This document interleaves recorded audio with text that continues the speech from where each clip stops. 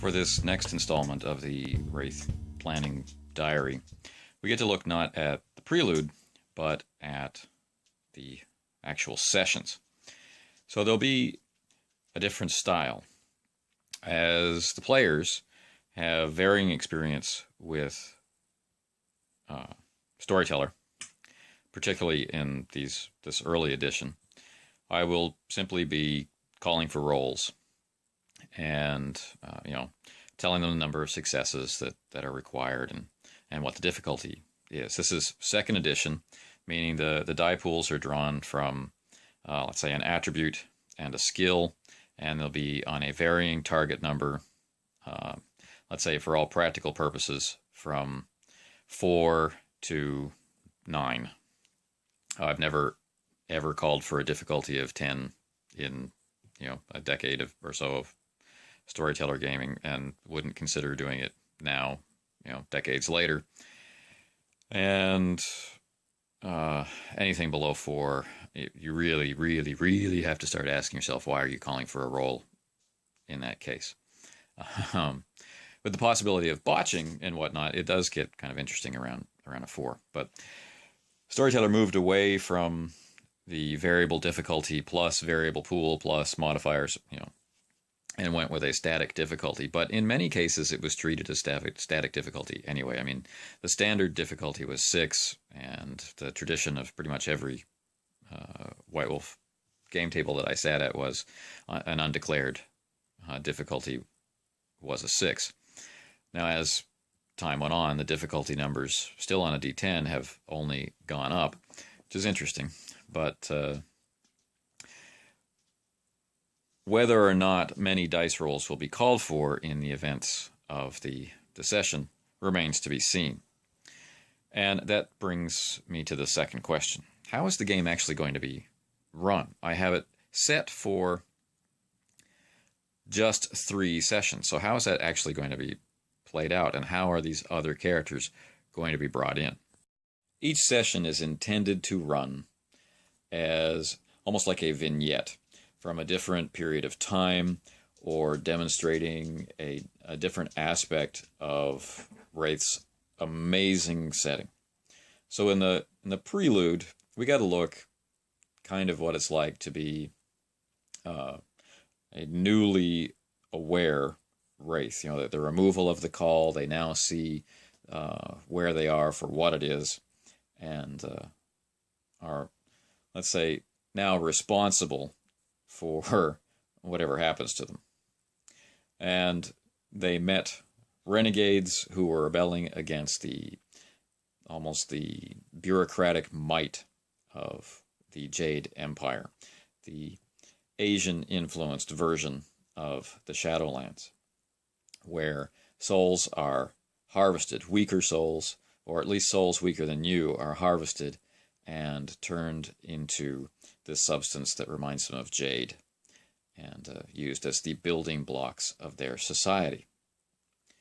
This is similar to the Western-influenced Shadowlands, wherein we have almost this grim Black Industrial Revolution theme going on with the citadel city of Stygia, with its forges pounding beneath it, hammering souls into, let's say, steel and other items for, again, the economy and the well-being of the underworld. These weak souls might fall to oblivion and speed its consumption of the universe. In the first session, we'll take Graham and Abel, the 2 characters we met in the prelude, and take them away from this sense of being pushed from place to place, from depending on others for everything, and almost being victims of their own circumstances, and turn them into characters, agents responsible and able to carry out their own desires. So we'll open the game with them having been asked to do something, and we'll see whether or not they do it. That's really the heart and soul of it. They will be in a new location. They'll be in the Shadowlands version, my Shadowlands version of Sol, and the way that it might appear to wraithly eyes. And certain events are going to play out over the course of an evening, and we'll see what Graham and Abel choose to do about those events, if anything. The game that I have envisioned is kind of a blend of heavy narrative intervention with my usual or preferred complete freedom to act. Meaning the session I have I have definitely dictated how it's going to start, and we have a good sense of where it must end. It's based on time, right? So after about 2 hours of play, the session is over. Anything that happens in the middle there, it's going to be spontaneous. I know who the NPCs are in the area, and as the characters interact with them or avoid them, what happens as a result. All of this will be determined, let's say, live. So it's still interesting for me, although this is not how I would run a Wraith campaign, obviously. And the subject matter chosen is, again, heavily narratively influenced in that it's intended to be 3 plus the prelude, so 4 short vignettes of things that can happen in Wraith. And I imagine that at the end, a story will be formed. It's ostensibly a story about its characters, and we'll see slices of their life over time. So as you have seen in the first session, Graham and Abel chose to try and undertake their mission and also try to connect with Graham's, who he's now realized is his offspring, the person in the prelude who kind of roused them to consciousness, saved them from the encroaching reapers of the Jade Empire. This person has, fallen, been murdered. And the whole scene in the museum was really an Akbar moment. It was a trap. And so, that brings us to the second session.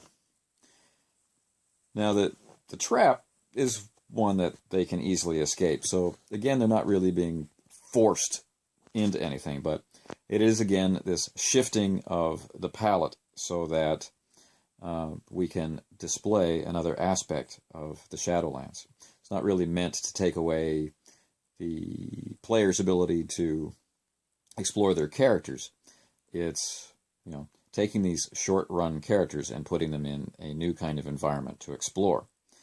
So in the second session, what we're going to see is 2 new characters join, and they're representing representatives. They are representatives of the Western hierarchy of the Shadowlands, representatives from Stygia, who have come to reclaim lost souls still trapped here in the Korean Shadowlands and repatriate them. In this case, whether they want to go or not. And so the session will open up in the Tempest. Now, Abel has the abilities to simply vanish, and they may do so, they may escape, but then where are they going to go? The Tempest is a very unpredictable place, and it has its influences on those who travel within it. So my goal is simply to change the scene. We're not in Korea anymore. We're somewhere else. We're somewhen else. And what are the characters going to do? How are they going to focus on their passions and whatnot? Who will they meet?